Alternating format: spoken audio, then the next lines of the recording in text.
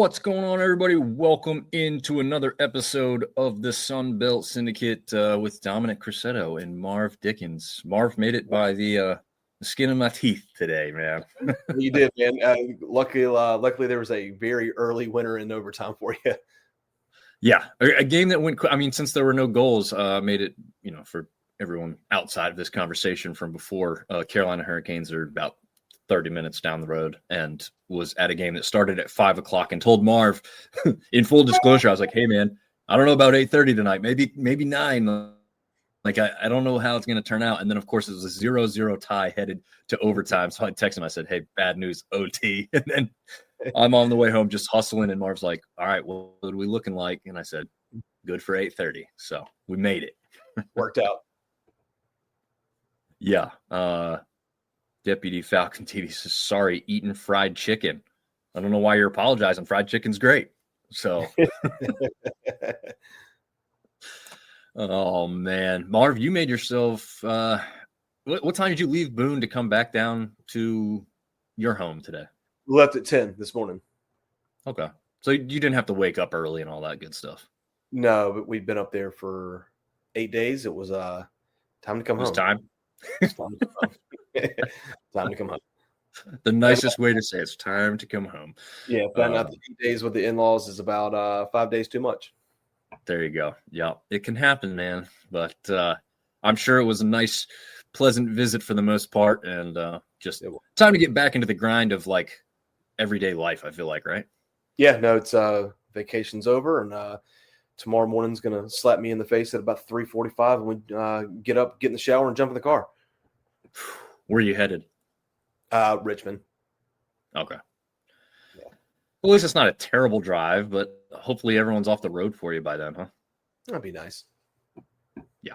I was surprised on the way home tonight, but it's also raining, so maybe that's making it worse. It felt like traffic was still kind of more congested than I would have expected on a Sunday evening after Thanksgiving break kind of thing. But yeah, we were thinking the traffic was going to be terrible on the way home today, but it wasn't that bad. There was a couple spots, your typical places coming through Winston and Greensboro, but it flowed pretty well.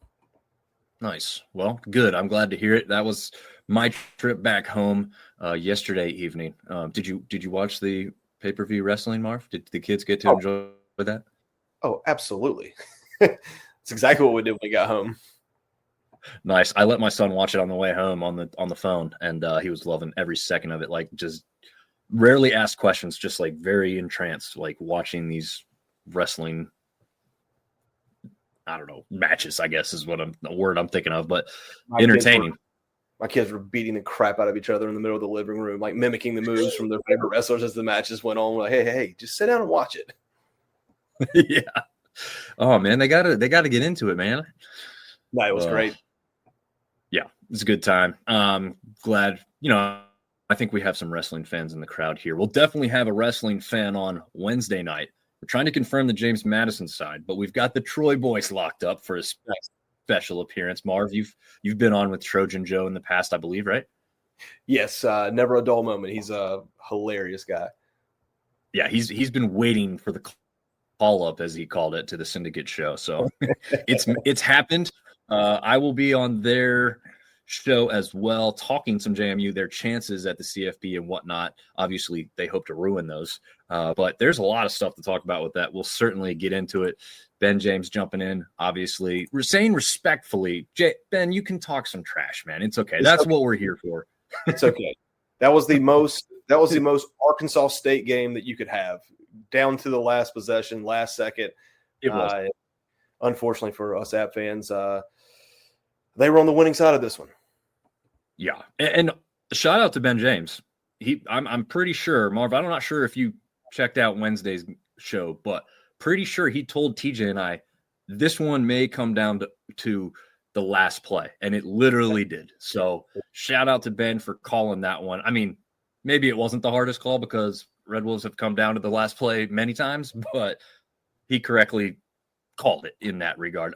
Deputy Falcon wants to know who's the masked man. Obviously pulled Seth Rollins' move, but I don't think it was Seth Rollins. I think that's like the obvious thing they want you to think, right, Marv?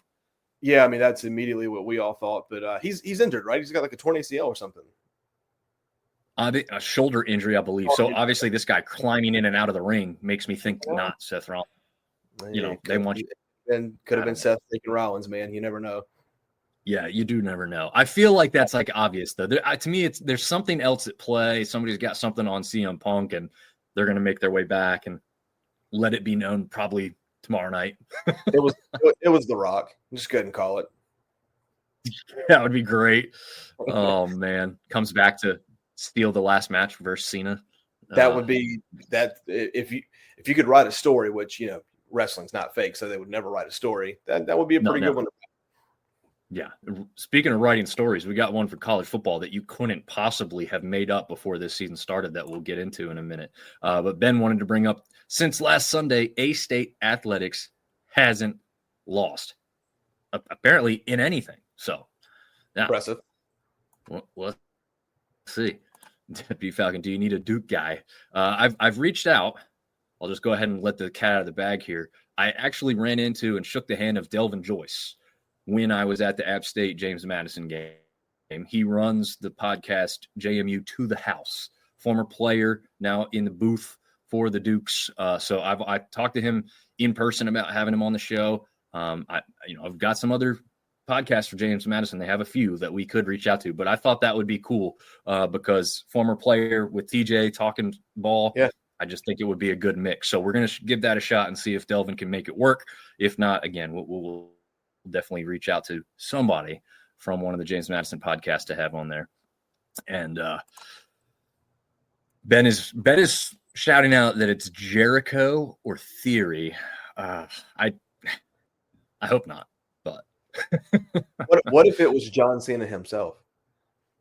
It would be interesting, and I would actually like that, but there's no way that the person in the actual outfit. Now, whether they put out the person it actually was, right? Like they could say it was Cena and have us try and believe that. There's no way the skinny dude in that outfit was Cena.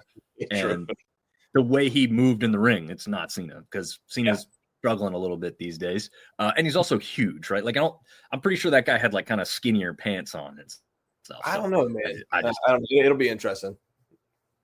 Yeah, it'll be interesting. I think it's kind of a fun dynamic to what could have happened. I kind of liked how it ended.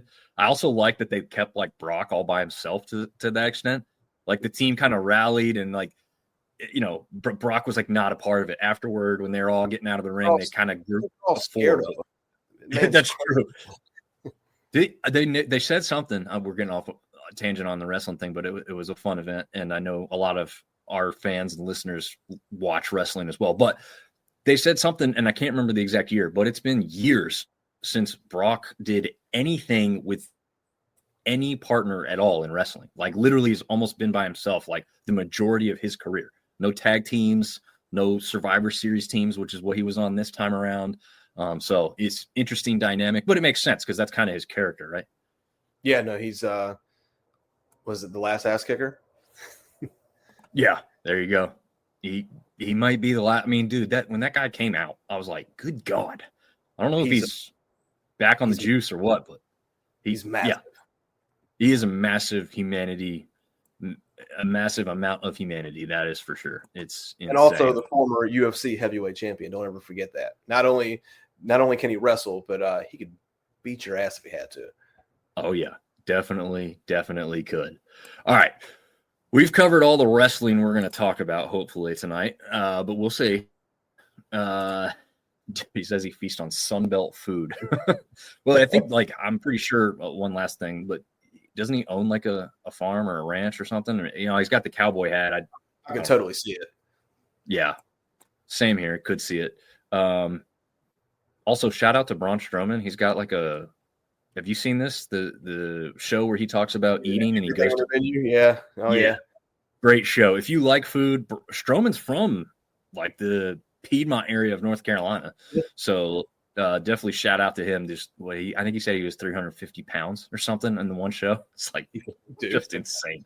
He went down in New Orleans and got a po' boy, which I heard about how it was named, through that show, which I didn't know previously. So that was cool. So again, if you like that show, or that, aspect of things. Definitely check it out. It's definitely a good one. Okay, now we will finally get into today's biggest headline out of the Sun Belt. It's not college football playoff talk, surprisingly. We're not talking Lane Kiffin. No, well, Kiffin's now in play at Coastal. No, he's not. He's not, but people like to make the joke. Tim Beck was fired or mutually agreed upon moving on from Coastal Carolina earlier today. But let's face it, no matter how you cut it, he was let go from being the head coach at Coastal Carolina. I guess, Marv, one, are you surprised overall at this? And then separately, like the timing of it. So I think we had talked early in the season, like the way it started off, he was on the hot seat, right? But then he strung together was a 3-4 wins, and we kind of felt like he was off the hot seat. Then you get absolutely destroyed at James Madison, which as an App fan, we know how that feels. Almost a very similar final score. I was a little bit surprised, to be honest with you. I thought that he was going to earn one more year. I don't know how long his contract was. I don't know if it was for 4 or 5 or 6 years, but I thought that he would have earned one more year. So a little surprised had they not strung together that series of wins towards the end of the season. This wouldn't have been a shock at all. But not a lot of times you see a team at the group of 5 level where you make a bowl game and you fire your coach. Yeah, I think to me that was kind of the surprising part was the timing of it. Early in the season, I think it was actually thought that we would see that, right? Like you said, before that win streak, we're going to see him fired at some point, right? There were a lot of people that, before they came to Boone and won against App and put that string of wins together, like, hey, if he doesn't win in Boone, like he doesn't come home from Boone, right? Like we'll fire him. Right. He doesn't come home. Once again, I just think the timing's a little weird. Like you made a bowl game. There's part of you that says, hey, you're probably going to get an early bowl game. Let them finish it out. Fire them after that if you're going to fire them. But in today's world with the transfer portal or the free agency portal opening in January, it's probably time to go ahead and if that's what you're going to do, make the move, get the right guy in place, and give him the full gamut of the window to see who's going to stay on the roster and how many kids he's got to bring in. Yeah. I guess that's true. You can't afford to wait. So that is kind of the downside of waiting around. I guess the other downside though is right now, there's a lot of coaching openings, not necessarily that Coastal's on the same pedigree as a lot of the other schools that are looking for coaches, but you're still competing in a marketplace for a scarce quantity of coaches that are great, right? That you want to hire and two, that you can afford, right? I mean, Coastal can't go out there and compete with these top level schools, not just Coastal. It's not a shot. It's literally Sunbelt in general. We just aren't going to hire coaches for, I think we're now reaching the 1 million mark and just over, especially with incentives, but we're not going to pay the $2, $3, $4, $5 million contracts that a lot of these other coaches. I mean, Kiffin, is it official now with the LSU? I've been, busy since this afternoon. So is it official? He's at LSU now? Yeah, it's official. And the number I heard was $12 million a year. Wow. That's the number I heard. All right, Coastal, offer 13, and he'll leave from LSU and come right over. That man has no loyalty. It's no. Make a Lane Kiffin joke. His daughter is dating the middle linebacker from LSU. It's like he's going to go there and bench him. Or he's going to be like, hey, we're going to get you more NIL money, but you got to kick us back 25%. That's hilarious. That would be pretty funny. This just starts the carousel, right? Like it's been going for other schools. I think James Franklin was the first guy let go throughout the season, but it just starts the carousel. Dom, do you think there'll be any other Sunbelt coaches let go, or do you think this is the only one? Man, so I thought, we'll talk about that for a second because that's a great question. I thought Helton had a chance to go, but then they make the bowl game. But if you really boil it down, I could still see it as somewhat of a possibility. But again, like you said, now with the timing, maybe it's too late. Now you're just sticking with them, right? But the thought process, and we'll show this in a minute, of where they were kind of supposed to end up at the beginning of the season or where they are now, which they had to win their last game to get into a bowl game. That's not, I mean, are you saying it's acceptable? I guess, because he's still around, but That's the one that I would like circle because let's face it, Georgia State, ULM, both terrible again this year.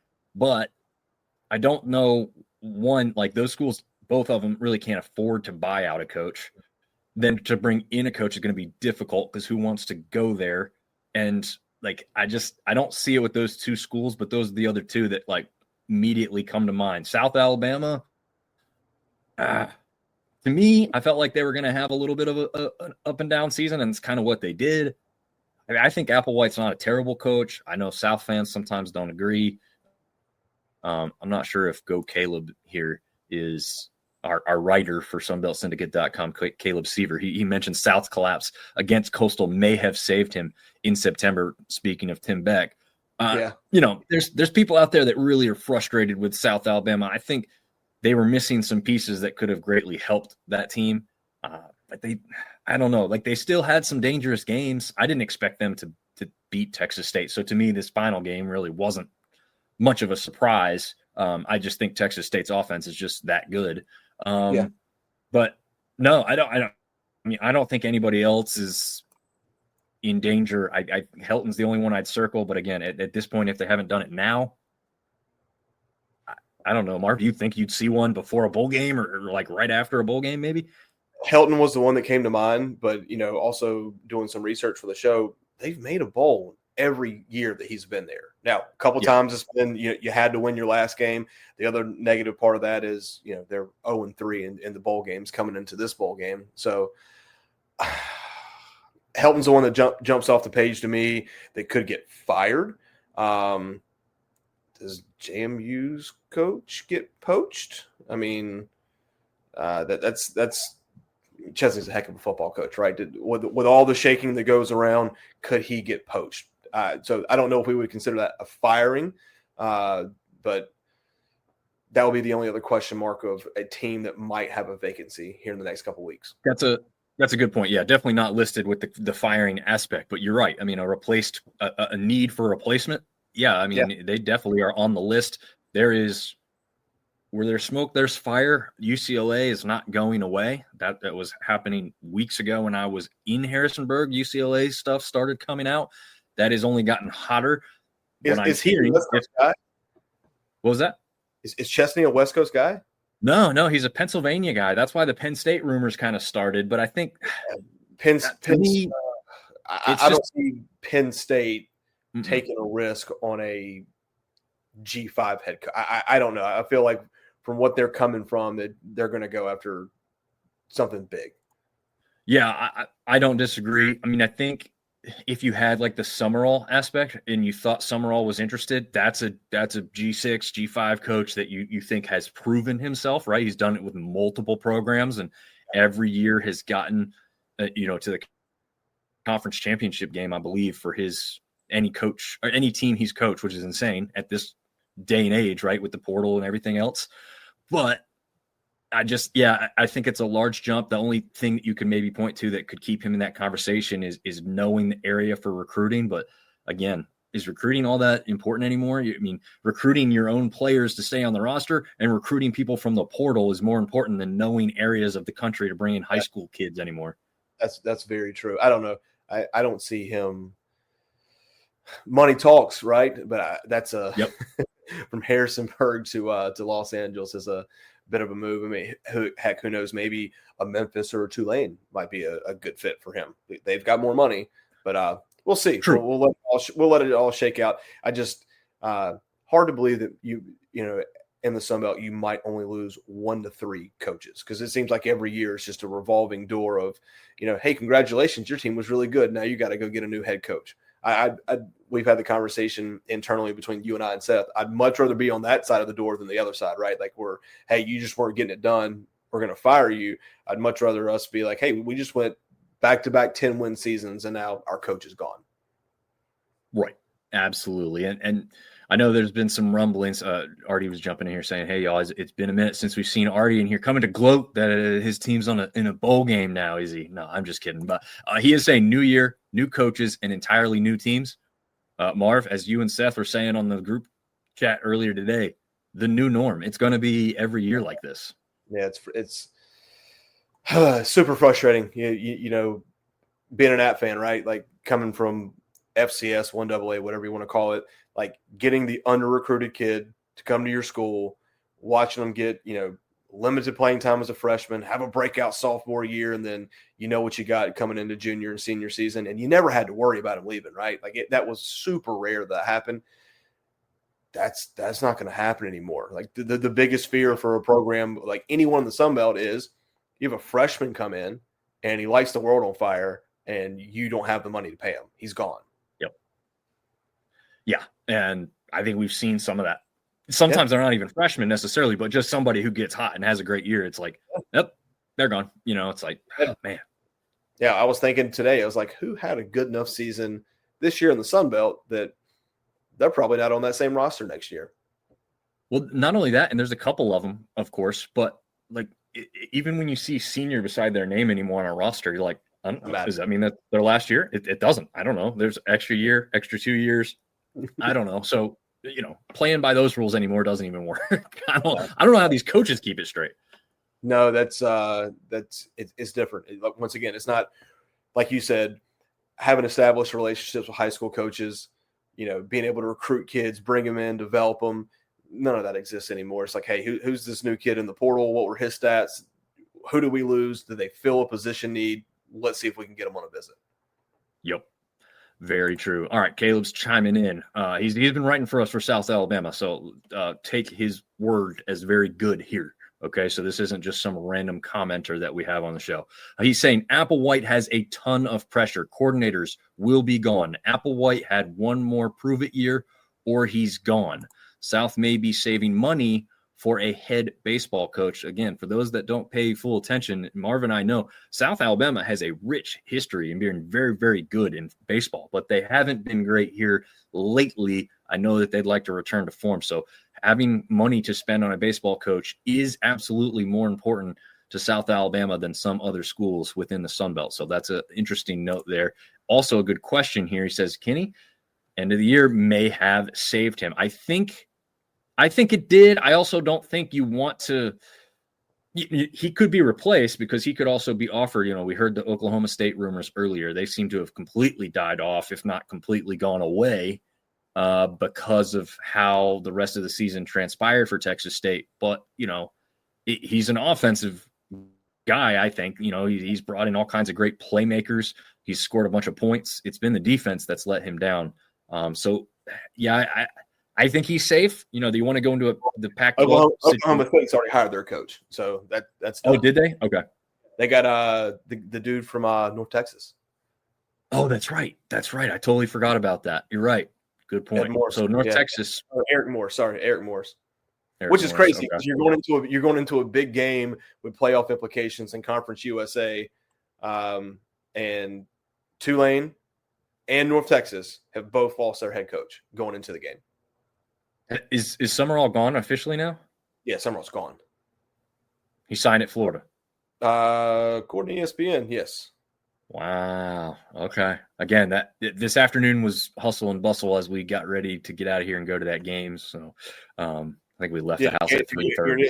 Gators hire Summerall as head coach. Wow.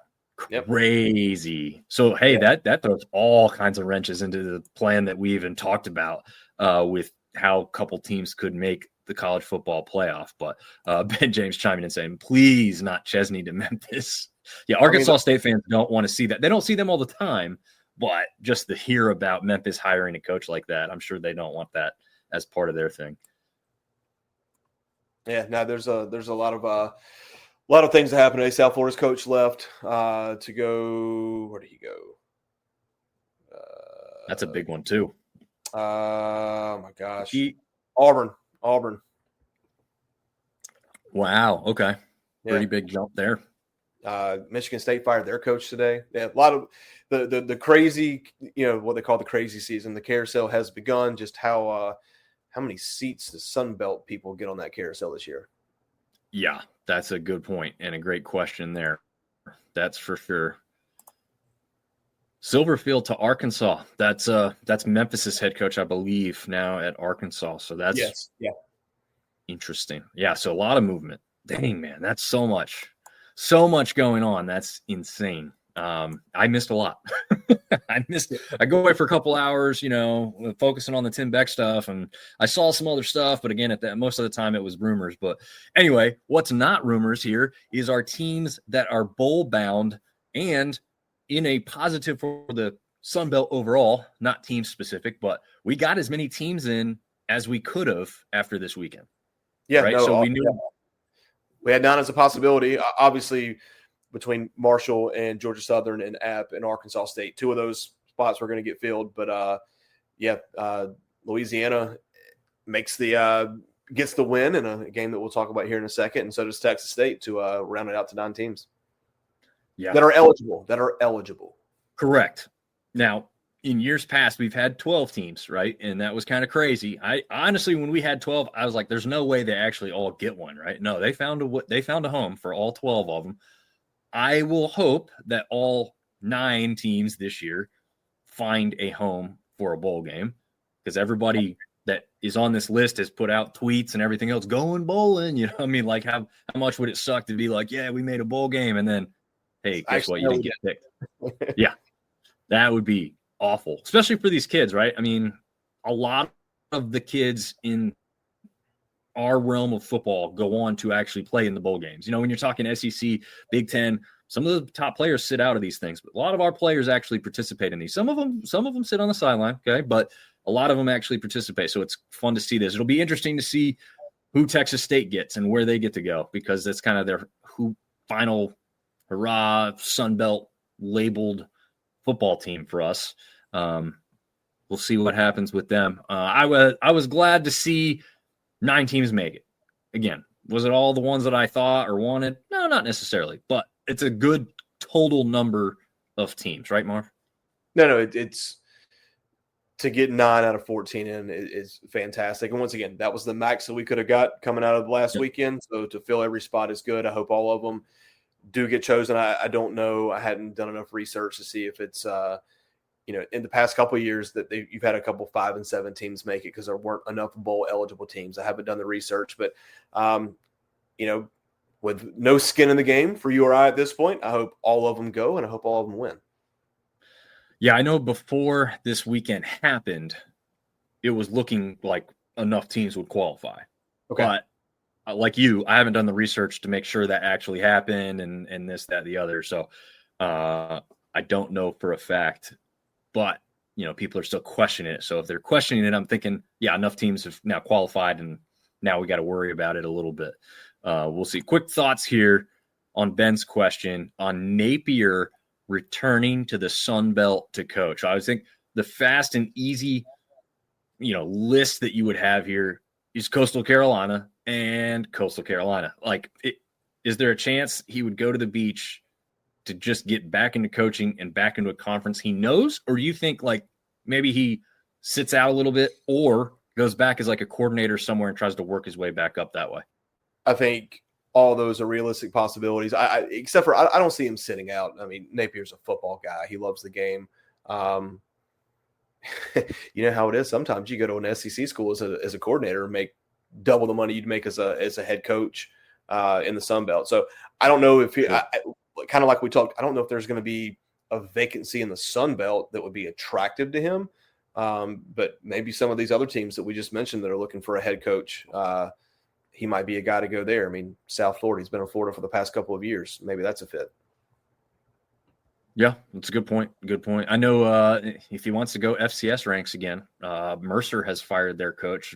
That was earlier in the season. I don't know. Maybe they've hired a guy. I don't pay attention closely enough to the FCS rankings, but I know that Mercer was without a head coach there towards the end of the season. So okay. I don't think that's the way he'll go. I don't think he'll have to go down that far. But yeah, I think like Marv, I think he's a football guy. He's going to want to be around it and get back into it. So I could see it happening. I don't know. I don't know if Coastal's the place he'd want to necessarily go. Right. Like yeah. I don't know. I don't see him there, but I mean, it's a beach job essentially, right? Like you're close. You can live at the beach, even though you work in Conway. So, I mean, you could have the best of both. Yeah, no, I haven't seen his name pop up yet, but he'll land somewhere.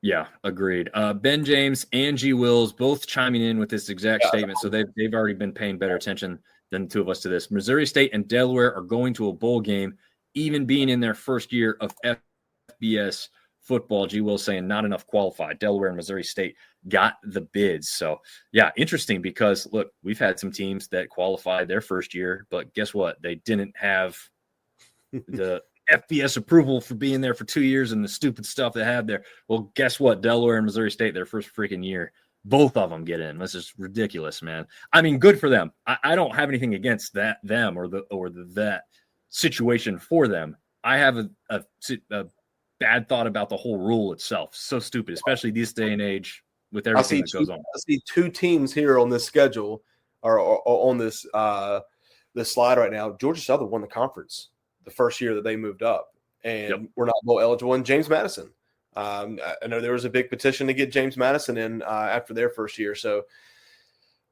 new era, I guess. But yeah, I was just reading there was 80 teams that qualified. Missouri State and Delaware, 82 teams. Every 6-6 team is going to a bowl game, so there's no danger of missing out. So all 9 of the teams that you see here in front of you will be playing in a bowl game. Nice, and good. I like it. Hopefully, one of them will be in the playoff. Yeah, that would be fun. I have filled out my credentials for Harrisonburg, Virginia on Friday night, so we'll see what comes of that. That would be fun.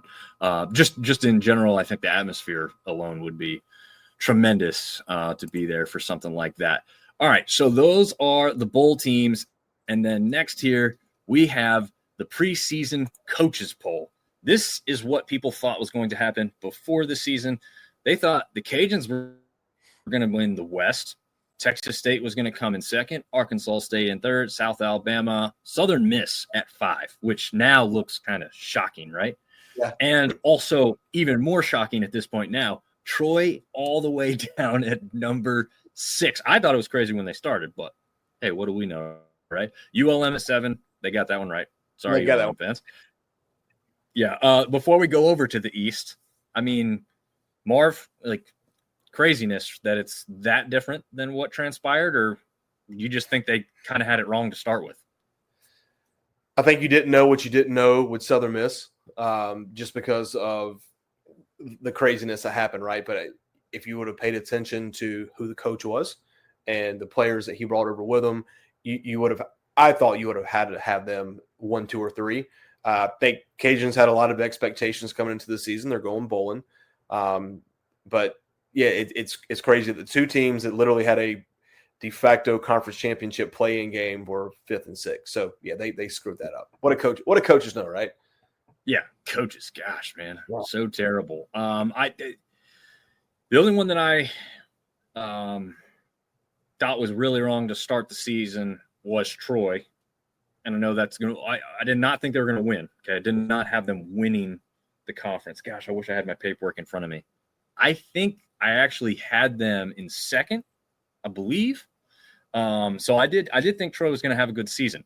Not because, like, just the roster and everything else. I actually looked at the schedule, the way it laid out, who they played, when, coming off of bye weeks and everything. And I said, kind of like this Troy team because of how it lays out for them.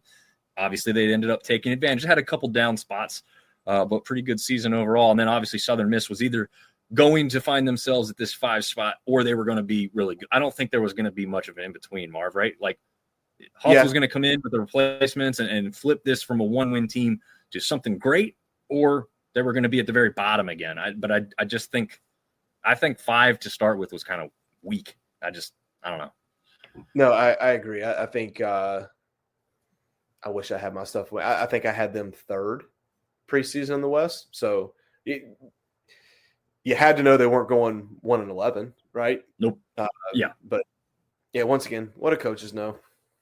Yeah. Well, let's jump over to the East side. At least they got number 1 right. That was James Madison. 1 through 7 right. They got the best and the worst right. That's true. They did get those 2 right.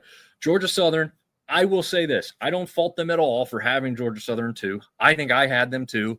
You had Helton coming back with the returning quarterback for the first time ever in his career, or at least a career at Georgia Southern. I'm not sure if he had returners at USC and whatnot, probably. App State obviously now looks very stupid at number 3. I thought that was high for them anyway. Did I think they could do it? Sure. Obviously, that did not come to fruition. Coastal at 4, I always thought was high, but then for a little while, like you said, Marv, they go on that win streak. Thought it was appropriate. I think ODU being at 5 was a little low. Yeah, that's probably Marshall. You probably could have put them at number 5 once again. If you look at the Southern Miss Marshall thing, Marshall probably got the short end of the stick there, but and then Georgia State just they just can't figure things out down there, but not as atrocious as the West. Probably some misplaced teams 3 through 6, obvious, but at least they got the first and the 7th. Yeah, they definitely got the correct order of the sandwich bread on top and bottom, right? Yeah, what's to round it back into some food talk.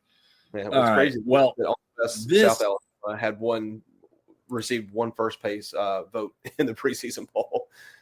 Yeah, that was definitely a little strange there. These are the standings as they finally played out.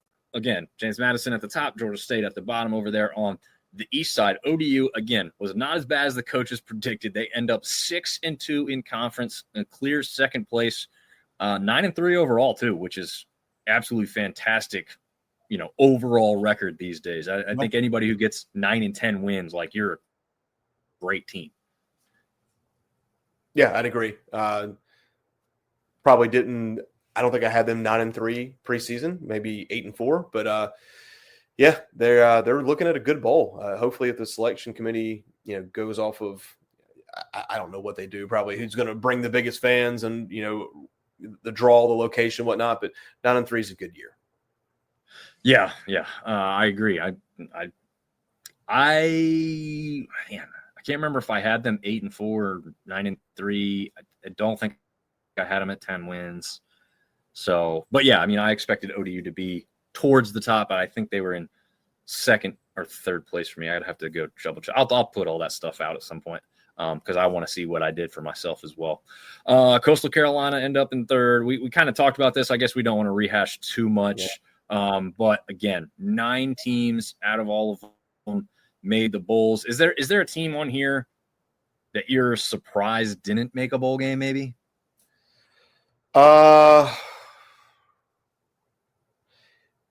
Knowing what we know now or going into the season?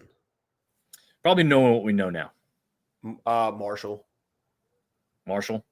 Yeah.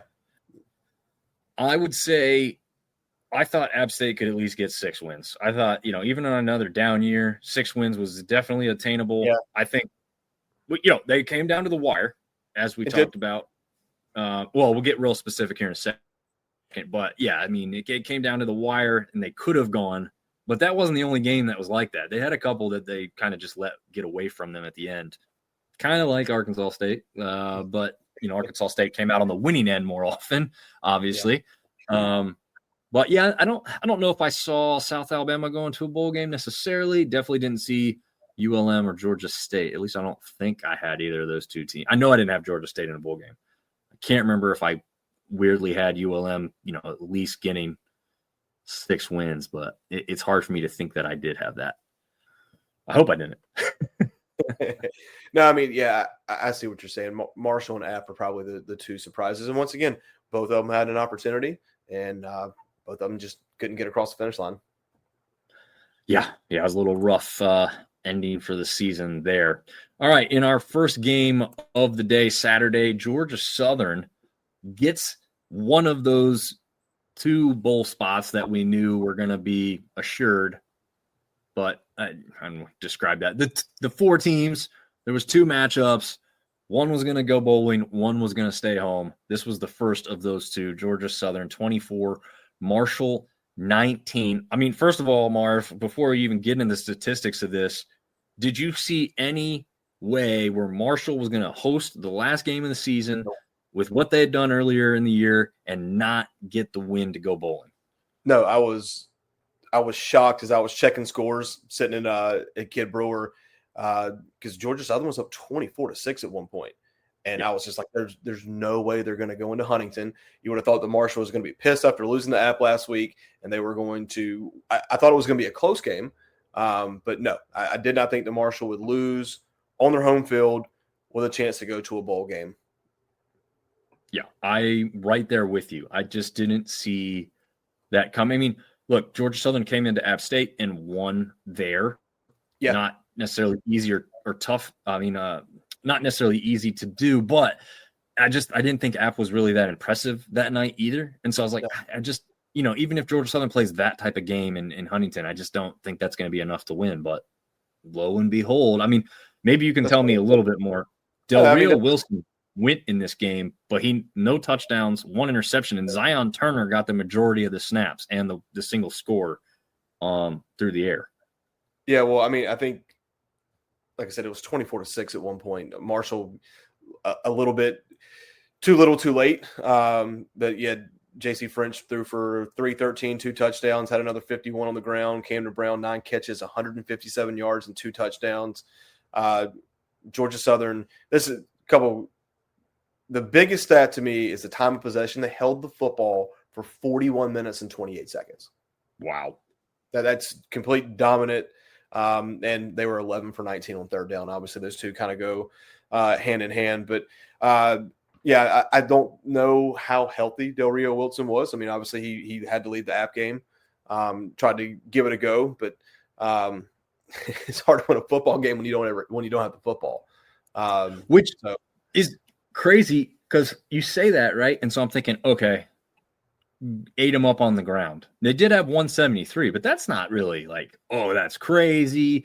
They only had their top rusher, Todd, go for 60. So they didn't really light it up on the ground. They went for 355 through the air, which is like, okay, that makes sense that they held on to the ball, but you're thinking like, okay, time of possession won't be crazy, but like you said, it was. It's not like they turned the ball over 5 times and made it easy for them.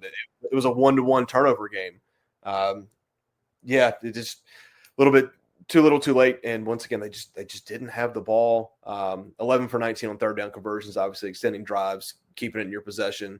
Like I said, they 173 yards on the ground. Marshall only got 64 yards on the ground. So yeah, they were 3 for 10 on third down. So.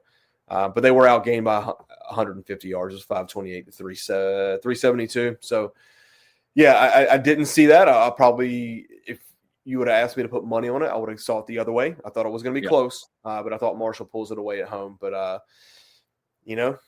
veteran quarterback versus 2-quarterback system. And once again, I didn't get to watch the game because we were both in Boone. I don't know if Del Rio Wilson was just limited due to I think it was an ankle injury that he had, but. Yeah. Georgia Southern goes bowling, and we said it earlier, 4 times in 4 years for Clay Helton there. They have not won a bowl game since he's been there, but they have been to all 4. Interesting. We'll see if that turns around. Shout out to 2 wide receivers in this game. Camden Brown setting records at Georgia Southern, by the way. Again, surefire NFL pick if you're asking me. 9 receptions, 157 yards, and 2 touchdowns. Phenomenal game, but not to be outdone though. Yep. Go. You got it. You want to go with the Marshall side? Adrian Norton, 8 catches, 160 yards, and a touchdown. Just 2 guys that had phenomenal days. Yeah. That's insanity as far as the receiving cores are concerned. And then we could actually throw a third one on there. In third place, Marcus Sanders Jr., 8 receptions, 135, and a touchdown. Just 3 wide receivers who totally went off in this game. And again, if you tell me the time of possession, I'm thinking, okay, running backs dominated the day. Yeah. Quarterback had tons of rushing yards. But no, that's not at all how it played out. So I can't wait to go back and watch this one because I think there's just going to be some crazy plays through the air. Yeah, I mean, you would think that Georgia Southern just dinked and dunked them, right, to have that much time of possession. But once again, 173 on the ground, pretty balanced attack, 530 total yards. But yeah, let's see if Georgia Southern can get over the hump and win a bowl game under the Clay Helton regime. Yes, it will be interesting to see if they can do that. Okay, in a game that once you said you were checking scores and surprised by the Georgia Southern Marshall game, this one surprised the hell out of me. 10-10 at the half between ODU and Georgia State. This is a game that I could have seen as we'll talk about later, and we saw earlier in the year, James Madison beating up on App State 59-10. That's exactly the type of score I thought we were going to see out of this one.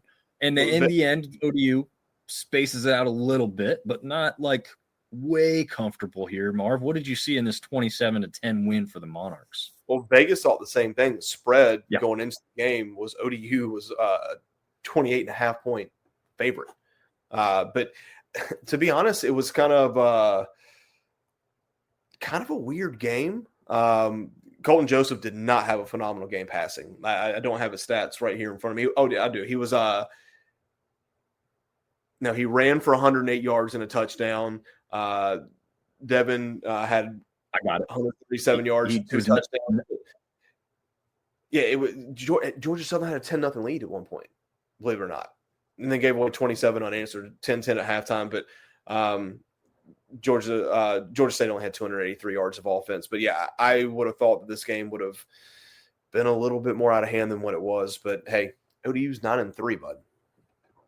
Yeah. Colton Joseph passing 9 of 22, only 106 yards. He literally ran for more than he threw, and no touchdowns through the air, 1 interception. So just run the ball, young man, because that was working very well for you. And we know he can, right? Like there's no concern about him running the ball. So it's not like, hey, they're not winning if you're not running the ball. But, it wasn't his day through the air for whatever reason. Shout out to Christian Veyer, which is, again, the weirdest last name to pronounce with the way it looks. That's French Canadian. Not how it looks. No, not in the least bit. The first couple times I tried to pronounce that, I completely butchered it because I had no idea until I watched a broadcast and heard everybody else say it. 18 of 37, 154, 1 touchdown, 1 interception. That's not great. Okay. No.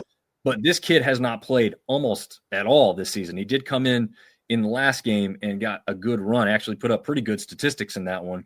But this is a kid who sat on the sideline throughout this whole season, watched this 2 quarterback set between TJ Finley and Cameron Brown, with Brown, I believe, injured before this one, and Finley sounding like he's completely gone from the program yet again. Veyer steps in and performs admirably. Again, like you said, had him up 10-0, had him tied still 10-10 at the half, but just not enough around him probably to get this thing done in the end. He's definitely not a scrambler. He had 2 rushes for -5 yards. That's probably ODU's pass rush getting to him, but he's not putting up positive yardage, so that tells me he's not really fleet of foot. No, let's see. What was his longest rush of the day? 6 yards. There you go. Yeah. Here you go. G. Wills has a good note here. He would highly recommend listening to Ricky's postgame. Stated the obvious that the outside noise of the portal, possible last games, even for non-seniors, and so on, was clearly presented to and the players weren't as focused as they were during the season. Yeah, I mean, you also have those outside rumors, thoughts. Franklin was at your game. Now he's a head coach at VT. Is he going to get you to come over there? And I'll be honest, I got into the little thing with the Monarchists because they were saying something to somebody, or somebody had said something to them like, hey, I'm hearing rumors he's going to leave. And they're saying, no, he's not going to leave, this and that. And I said, I mean, Ronnie could literally look me in the face and tell me he's not going to leave. And it's not anything against him or ODU. Any coach in that situation could look me in the face and tell me they're not going to leave. And I'm just not going to believe it because of past history, right? Like it doesn't mean anything, unfortunately, until like brass tacks comes and like, hey, we are recruiting and the portal is open and I'm staying here. I hope he stays. I think he's a good coach. He's the longest tenured coach in the sunbelt at this point. Yep. And, it brought a team to 9-3. ODU's a recruiting hotbed. I don't know how much success he literally has right there in that area, but it's only going to get better when you have seasons like this, right? Yeah, I mean, if he stays and can keep some cohesiveness with the coordinators and Colton Joseph stays, I mean, who knows what happens with JMU? They're going to lose some. I think Barnett's a senior, right?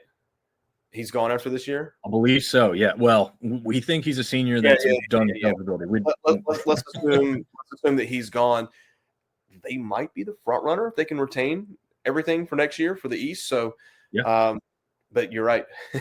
Who knows? I mean, if James Franklin, who is a well-respected coach, right, who's going literally a couple hours down the road, calls you and says, hey, come be the offensive coordinator, associate head coach, like that could springboard you to something bigger and better. Who knows? But once, outside noise, what did Saban call it? Rat poison. Don't take the rat poison. Yeah. So we'll see what happens. But yeah, great season for ODU, 9-3. We can sit here and say they didn't win by as many points as we thought they were going to win by. Who cares? They won. Right. Exactly. Yep. And like G. Wills is saying, like, if the outside stuff was real, we have to remember, no matter what you want to say about these kids now making money, they are still literally kids in most of the mental capacity aspect. So yeah, those things do matter. You can't be like, oh, you're a professional, all you have to worry about is football. No, they have to worry about so much more. So yeah, these outside noise, these outside things do mean a lot at the college level. G. Will says, I'd put good money Ricky is staying, but Colton is gone. And yeah, I would assume, look, it doesn't matter what he thinks. There's going to be teams that are probably doing the illegal stuff and trying to recruit him away. And some of those things are just towing the line because you have a player that reaches out to him instead of the coach and says, hey man, you should, you start that conversation. Who knows how those things happen for sure. But yeah, this is a kid people are watching, and they were probably paying attention right after the Indiana game when he ran all over the Hoosiers and helped ODU put up one of the best scores against Indiana of the whole season. Yeah, very true. I think if Colton Joseph, and we talked about it time and time again, if he was, and he's shown flashes of it, but if he was more capable of beating you from the pocket with the set of legs that he has to run the ball, dude, he would be scary.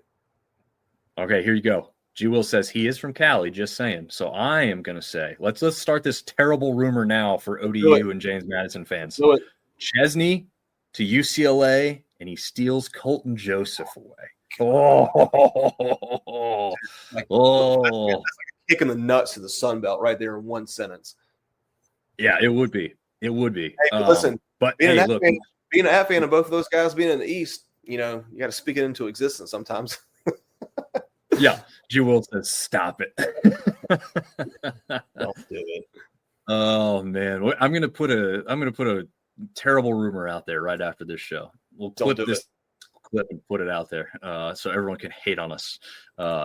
Sam Talk Sports chiming in saying it's funny how P4 says G5 doesn't belong in the playoffs, but are consistently poaching the G5 players and coaches. Yep, no lies detected. Absolutely true. You could look at the top rusher in, I guess I haven't checked after this weekend, the top rusher in the country. Guess where he came from? Oh, just the sunbelt last year. So, yeah. And ULM at that. Okay. He wasn't even at the top team in the sunbelt. So we have talent. We have coaches who know what the hell they're doing. And there was a sunbelt connection there too, because didn't he go to a guy that used to coach at App? Oh, yeah. Interesting. Yeah. Also just got a fat contract extension. Yeah. And here's another one that you can speak up. Same as last year with Gio Lopez. UNC tampered for months. It's ridiculous after enough time. Millions of NIL talk. Yeah, the rumor is what, almost $6 million a year for Lopez. Or I'm sorry, I don't think it's a year. I think it's like a total contract for a number of years, which is still a lot. It still means over $1 million a year, if that's true. Good for him again. But yeah, the dirty stuff. Good for you, buddy. Yeah, good for you. Keep that rolling. Be smart with the money, but enjoy it and have fun with it. All right, we can get back into Ben's stuff here. He says when App State got out to a 13-3 lead, he honestly didn't think A-State could make the comeback, but you never know with the cardiac pack, as they did come back after the back and forth game that was the 30-29 victory for the Red Wolves. Marv, we had to suffer the ending in person, but somebody said, and it was TJ actually, who said earlier this year, sometimes when you have two, not great teams, you actually get a good football game. Yeah. We got a good finish, a close game. I would not call this good football though. Would you? No. It was middle of the pack Sunbelt football, but Ben's kind of right. I looked at my buddy Sam when we went up 13-3, and I said, kind of feels like we should be up 21-0 right now. kind of feels like they don't belong on the field with us, that we're going to blow them away and we're going to waltz in. Then they get a touchdown. Then we muff the kickoff and they get a touchdown. And it just seemed like neither team wanted to put the other team away. I think App had the better chances to put them away. We were talking before the show. App attempted 7 field goals in the game. 7. One was blocked, and obviously we all saw what happened with the one at the end. But yeah, just seemed like nobody wanted to put anybody away. Shout out to Jalen Rayner, 363 yards and 3 touchdowns. Coy Rucker, really good. You and I were kind of talking before, and I told my kids before their first series that, hey, number 7 out there for Arkansas State, he'll play on Sundays next year. How he gets one-on-one coverage on that last drive is just beyond me. I don't understand it, but 10 catches for 90 yards, 2 touchdowns. Chauncey Cobb, which I had to look him up after the game because not a big dude, 5'6", 160, but man, the dude can fly. Got a set of hands on him. 5 catches for 117 yards. And J.J. Cole for App State, 26 for 39, 271 and 2 touchdowns. App not taking anything away from Arkansas State to come back and have that 75-yard drive with their back against the wall. They deserve to win that game, but man, App shot themselves in the foot, dropped touchdown pass in the first quarter, block kick, fumble kickoff return, and then the play that we all thought won the game to have an illegal procedure, 4 guys in the backfield. Just it's kind of a appropriate ending to a not so great season for App. And congrats to Arkansas State, man. Go win a bowl game. Yeah, absolutely. Neil was agreeing with us. Not good football. Arkansas gave App every opportunity to take the game. Yeah, I mean they did. And also you speak about that touchdown that wasn't at the end. Is legal procedure like too many men in the backfield? I guess it's like kind of the same thing. Yeah, that's what they said. They said four guy legal procedure, 4 guys lined up in the backfield. So obviously a receiver, a tight end didn't cover a tackle, which with 93 years of NFL coaching experience, you thought you would have seen that. Actually, I don't know if we could have called a timeout because it was 4th and 1. I think we called a timeout going into that, so I don't know if you could have called another one. But well drawn up play. I mean, they sold out for the run, which is what they should have done, and left the tight end wide open. But to call a timeout and come out and line up incorrectly is inexcusable. Yeah, absolutely. And we talked about it before we went live too. There was a play that was very similar designed earlier in the game that hit a tight end, in the hands as he was about to cross the goal line untouched, completely unmarked even. And that one just wasn't caught. So the people are going to focus on the missed field goal to end the game. As you said, your kids kind of did, right, Marv? Which is obvious. But there are a number of reasons that it got to that point, and those were not on the kicker who made his kicks most of the day if they weren't blocked. 5 out of 7. I mean, he scored more than half the points plus extra points. I think I told Bob Mason and said he didn't lose us the game. He definitely had a chance to win us the game, but he didn't lose us the game. It was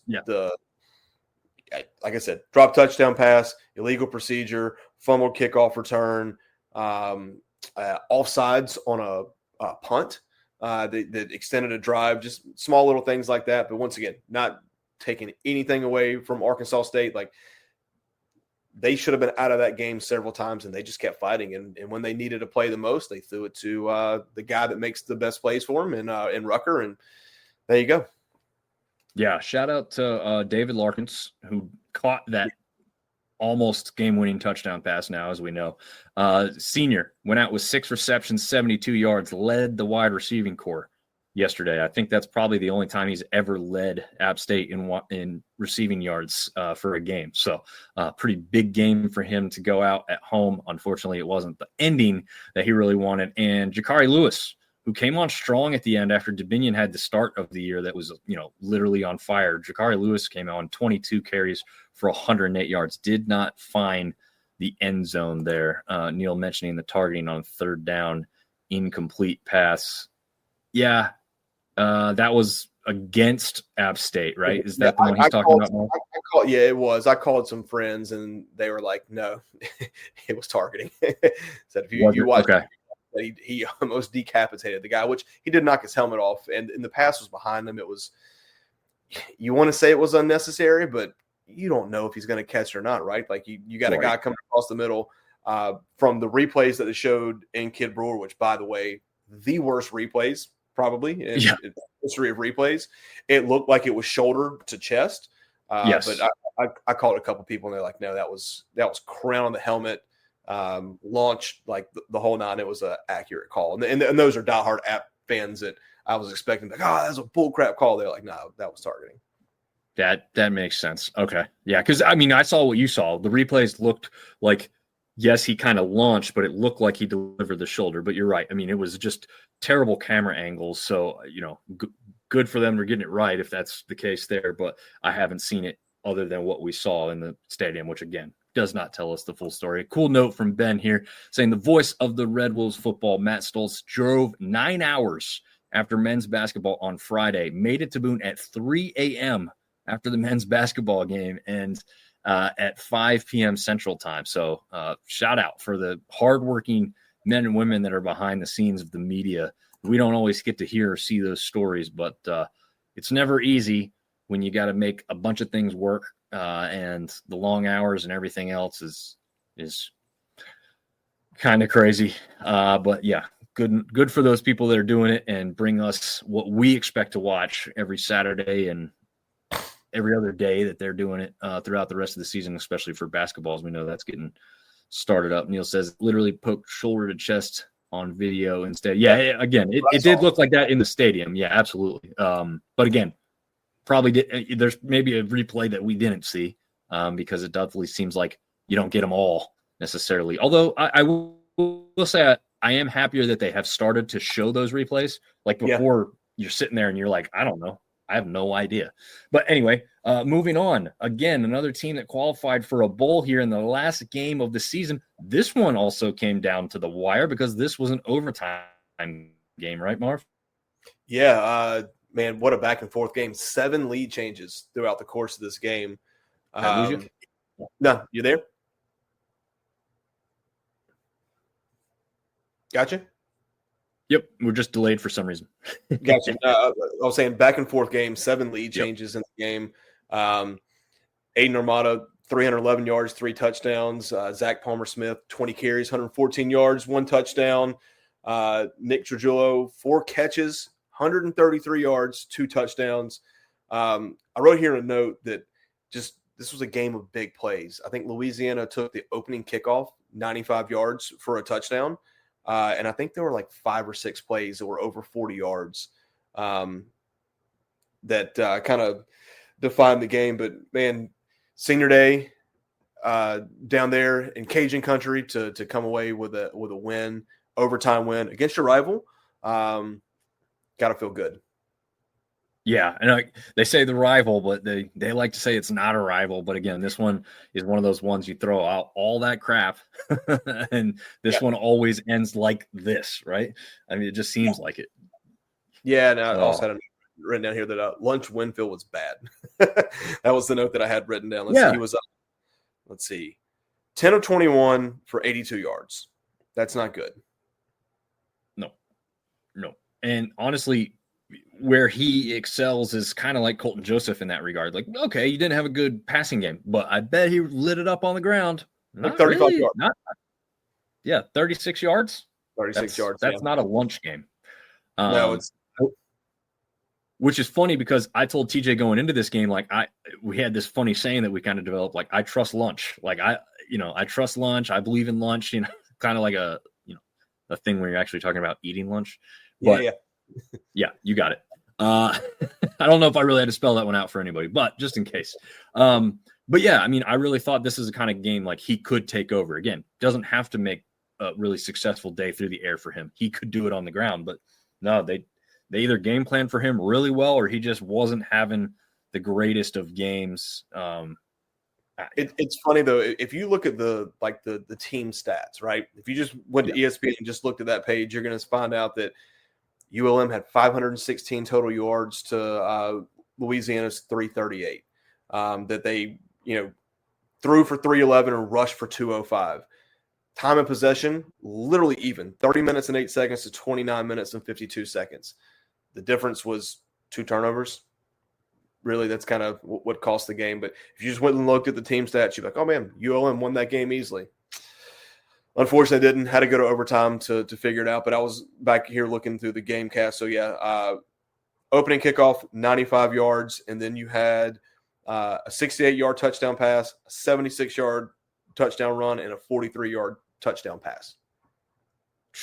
Yeah, so the game of the big plays. You're right, man. That's going to be fun to go back and watch that one. Sam says, lunch was my favorite subject in high school, not my favorite QB. So, good thing there. Lunch was also my favorite subject too. So can't blame you there at all. All right. Again, just like the Cajuns, Texas State had to have this game won to go bowling. As we know now, they did that. 49-26 over the South Alabama Jaguars. This one only in doubt early, I'd say, right? I mean, the menu of, consistency. I don't know. I'm trying to trip over words there. The epitome of consistency. Here we go. Texas State, 10, 11, 14, and 14. Those are the scores by quarter. So they could not be stopped or slowed down, it seemed, right? Yeah, I mean, the final score, it's still kind of lopsided, right? But, it was 49-14 at one point. Not a competitive football game. They do get 2, I guess you'll call them trash touchdowns or garbage time touchdowns. Literally 2 touchdowns within the last 4 minutes of the game. They were actually 12 seconds apart. Wow. But just domination. And this is kind of the offense that I think we expected from Texas State all year, right? Yes. And I think we saw it for a lot of the year. The defense kind of let them down, and Artie can kind of chime in on that. But if you look at the preseason coaches poll, I think this is what people expected to see from Texas State week in and week out. Yeah, don't disagree with that at all, one bit. A note about the South Alabama defense and maybe the way that game went for this reason, or a part of this reason, is that the top sunbelt DB, Naheem Chandler, left the team to enter the transfer portal before the game, didn't travel with the team. That certainly depleted the secondary. And Caleb says, looks like the portal may get ugly. Yeah, if that's part of the reason that the score was the way it was, unfortunately, that's not great. That's the stuff we hate to hear. Artie Cat says we did it. It's laughing at it. You did do it. I mean, again, like Marv just said, this is the team that everyone kind of expected to see all season. It's just the defense wasn't up to par early, I guess. No, really in the middle. And Brad Jackson had a heck of a game. Yeah. 20 for 26 for 280 and 2 touchdowns. Also ran for 113 and 3 touchdowns. And when he wasn't running for touchdowns, he found his good buddy Chris Dawn Jr., 8 catches, 154 yards. Didn't score, didn't get a touchdown. But, yeah, just the offense that we expected to see from Texas State defense finally played its part. And, Artie, I hope you come back and join us from time to time next year, because we're going to miss you, man. We gotta get down there for a baseball game, Marv. We got to get down there before it goes out. But we'll see. So it's not an easy trip. We definitely have to do a plane ride for that one. So we'll have to look into that further. Sorry, guys. We're not going basketball to Texas State. It's not enough of a draw for us. Artie says our kickers' only 2 misses were possible game winners this year, which is crazy because he hit some pretty big kicks earlier in the season too, like distance-wise. So you're like, oh, he's got the leg, but I guess maybe when it comes down to the clutch, just couldn't quite get it done. But yeah, that's true. And well, the one was against Arkansas State. I think that would have made them go up by a full 7 points. I think Arkansas State came down and then kicked. Maybe that's not the one he's referencing. But anyway, interesting aspect. Artie's expecting the First Responders Bowl again, which I think Texas State fans are just not excited for. So we'll see what happens. We'll see. I think they should be excited because a couple weeks ago it did not look like you were going to make a bowl game at all, and now here you are. So let's see. You got two guys that are on this right now that would love to see their team play in a first responders bowl. So, yeah, it's true. Sam saying, Artie, you can come on Bronco Nation Live and football and chill with us. Dominick had a great time when he came on. Yeah, Artie is a great Texas State fan, knows his stuff inside and out.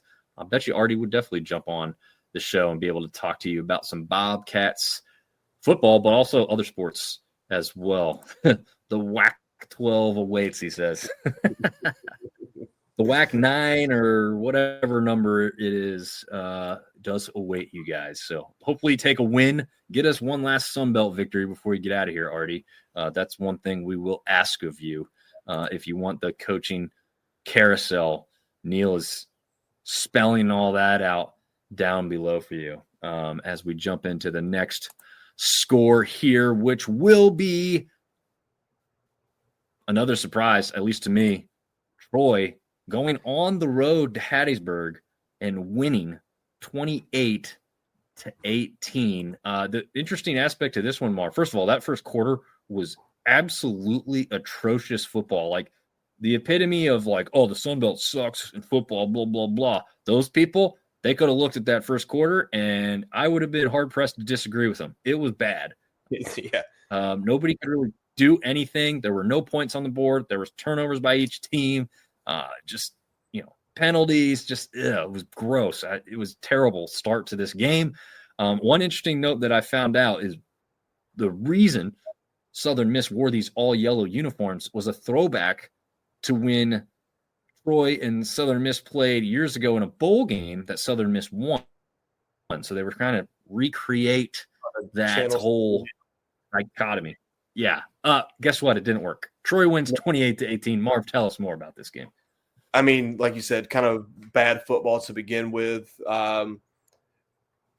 Southern Miss cut it down to a 3-point game, and then on the next play from scrimmage, Ra Thomas gets a 75-yard touchdown pass from Goose. And that's honestly the story of the game. Goose had 3 touchdown passes, 2 of them to Ra. They had an 11-play, 85-yard touchdown drive that took 5 minutes to kind of bookend what we were just talking about. Then Southern Miss goes down, scores, gets a 2-point conversion. The next play is a 75-yard touchdown pass and sealed it. So I thought this was going to be a close game. I don't think it was the greatest game by either team, but look at Troy, man, going to their 3rd in 4 years conference championship games. I believe so. Yep. Yeah. Who would have thunk it, right? There wasn't many people that thought they were going to do that. Even the Troy boys, who we will have on the show Wednesday, just did not like their chances, did not think they were going to have a great record, thought Jared Parker was going to be on the hot seat, maybe fired at the end of this season. That's before the season started. I'm not saying they're thinking any of that stuff now. But before the season started, they did not like the outlook. I think they're pretty happy now. Yeah, they're pretty happy now. 8-4, playing for a conference championship game. Probably going to get a pretty decent bowl game there as well. Once again, not the prettiest game here, but who cares? You won. You're going to the conference championship game. Yeah, no complaints to be made. Artie says the imported team from Marshall lost, huh? Oh, man. Another note from Caleb. Again, this is a great writer from us. Check out his work on sunbeltsyndicate.com. Little shameless self-plug, but I am plugging it because we do have some really talented writers that do great work for us. So Caleb is one of them here, saying Southern Miss completely fell apart down the stretch. Maybe the injury to Braxton, but he seemed healthy enough last week. Last 3 games for them never really felt close. Yeah, he came on strong at the end to make that game closer than it even really should have been. And you thought that, and even I pointed to this fact, because of how that last game ended, I thought that boded pretty well for them to play this game at home and get, knowing everything was in front of them. You win this game at home, you're in the conference championship game. There was no questions. There's no tiebreakers. There's nothing to worry about. You win, you're in. I just thought they would be able to walk in there and get it done. Not necessarily easy, but, Troy did have that terrible game against ODU with Goose returning at some point in that game. He didn't play the full length of it, but they got blanked 33-0. So, yeah, I mean, I didn't see that kind of game coming out of Southern Miss and Troy, but I did think Southern Miss was going to claim victory after looking the part earlier in the season. So definitely a little bit of a surprise for me in this one. Interesting note too, A-State makes the championship without the last second loss a couple weeks ago. Yeah, that is very interesting. That's crazy, isn't it? Yeah, very, very crazy. They were in. You don't even have to point to that game. You could point to a few of their games, right, where they lost at the very last play or something like that, or maybe when they won and they shouldn't have, kind of thing. Just both ways you could take that for A-State, like how different their season could be. So very, very interesting and intriguing to think about. For that, Artie Cat says to the bottom.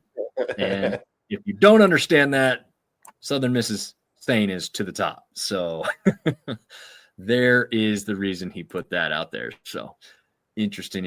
All right. Time to wrap it up. James Madison. Is there really much else to say? They beat them so badly, they fired their coach. Well, I'm going to give you just a couple takeaways here, and I'm not trying to take anything away from JMU fans, but there's not a lot to talk about here. JMU was up 20-0. Coastal gets it to 20-10 at halftime. JMU just scores 39 unanswered points. Do you want to know how many rushing yards Coastal had for the game? I already knew this, but yeah, go ahead, because -5. It was like the pain we already went through. -5. 5 yards, 170 yards total for the game. Got dominated in total yards, time of possession, just a complete thrashing. JMU once again doesn't allow points in the second half of a football game. Barnett was 15 for 21 for 207, 3 touchdowns. He had one more on the ground. Jacoby Mallory, 15 carries, 154 yards, 1 touchdown. Just a butt whooping. And JMU is, I know we talked about it last week. If you're a sunbelt fan, as much as you might not like them, you want to see them in the playoff. It's a monetary gain for everybody, and it's great national exposure. And you just want to see them in it. They're 11-1, 110 in a row. Good for them. Yeah. We all get paid. So there's the aspect that if you want to be mad at them, you want to see them lose, that's fine, right? Like, we kind of like the hate in this conference, the rivalries, the bitterness. It gives every team $350,000 of NIL money. Just think about it that way. There you go. Yep. It's crazy. Artie says Coastal defense had more leaks than the Iranian Navy. Which is funny. Did you see this thing? They had a old school Civil War reenactment, I believe, or Revolutionary War reenactment during halftime. Like, I did not sing. I don't know if it's. I guess it was Revolutionary War, I believe, because James Madison was, kind of. Like, I'm sure they did it because of that school was coming down, but nobody's really ever seen anything like it. Gosh, I think the clip on X is almost at 1 million views that Hayden Bannock put out, which he's been on the show before. I've got to meet him in person and hang out with him. Great dude. Always puts up bangers as far as like social media is concerned. All he did was share this video at halftime. Didn't do any crazy edits. Just really put it out there and said, "Look at this. Coastal does what they want, and it works." And he's not lying. Like, it's catching fire on social media. People loved it. Just an interesting aspect that this game had that wasn't to do with the score, because we know how that went. Yeah. So you said -5 rushing yards in this one. JMU kept App State to 1 rushing yard all day. So when you're looking at the CFP, you're making these arguments. Okay. JMU didn't have the toughest schedule out of everyone out there, but when they've played these teams, they've made things happen that other teams haven't done, even against their lesser opponents. So there's some arguments to be made here. The final score is one thing. How they did it is another. And again, out of all those group of 6 teams that you could speak about, JMU is the top one defensively by a country mile. There isn't anybody close. And they're going to be the only one that still has their head coach, maybe. Very true. Very true. Yeah. I mean, that's one thing that sucks about everything these days, right? You're going down to a point where it's always about the money and it's not really about the prestige anymore. Like, what made Gary Moore at App State great, Marv? Like, it was the fact that he was there forever and he felt like he was never going to leave. Yeah, it was consistency. Yeah. I mean, nobody's going to have a coach that stays for 3 or 4 years anymore, because if they're that good, they're going to be gone after that 4th year. Like, it blows my mind that, like, I mean, I get it. It's life-changing money, but at the same time, no one that's in these positions is hurting. I guess the question that you really have to ask is, not only am I getting paid, but you're giving me the salary I need to buy a team, because essentially that's what you're doing these days. So that's where maybe some of the decisions coming from. I mean, I know that's essentially what we're hearing about Lane Kiffin leaving, was like, hey, LSU is going to throw me twice as much money for my roster, whatever it may be. What I heard was they gave him a $25 million a year commitment for NIL. And it also goes down to, it's not just money, right? The money definitely helps, but I'm talking Lane Kiffin now. It's like, where can I recruit better?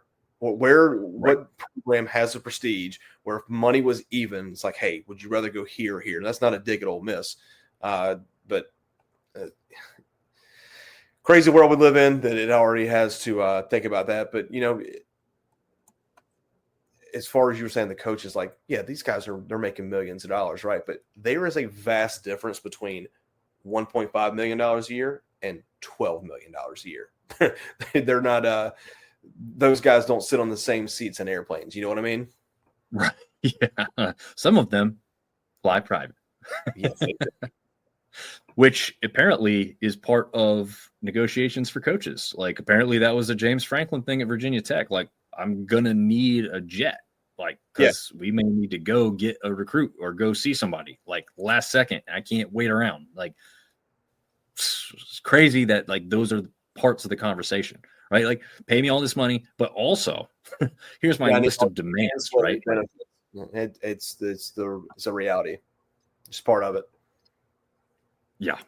Sam, I was never a fan of Kiffin because of how he's operated in the past anyway, but Sam was a fan of Kiffin, he says, with what he did with Ole Miss, but now he hopes he fails miserably. I've already been a hater of LSU. This is just going to make it a whole lot easier to hate LSU. So for me, that's fine. Ross is saying Sunbelt fans still can't handle it, as speaking as a James Madison fan. Look, Marvin, I can tell you, as App fans from when App was on top, nobody likes you when you're on top. It doesn't matter that you're doing things for the conference and bringing in money and going to CFP. No one likes you. They hate everything about you. Some of it's jealousy. Some of it's just wanting to see you lose. So if you don't like it, just lose. People won't mind you as much, right? Yeah. But I keep winning because it's a lot more fun when you're winning. So I would definitely suggest continuing to have everyone have a bitterness towards you, because it's still more fun that way, right, Marv? Winning's always fun. Yeah. We've seen enough losing at App State for the last 2 years. We're ready to win some more. I want to be hit. I want to be hit again. Yeah, there you go. Artie says, I need a Cessna Piper Cub for recruiting. I don't know what type of plane that is, other than a Cessna. I know it's a small plane, but you're not getting anywhere fast, and no one's going to be blown away when you show up in it. How's that? There you go. There you go. Remember Tosh show skit Kiffin's Corner? I remember that name, but they were great. Wearing that. Oh, okay. I remember it now. Wearing the dumb golf hat. Yeah. Tosh was great. I feel like that guy doesn't really do anything anymore, but I don't know.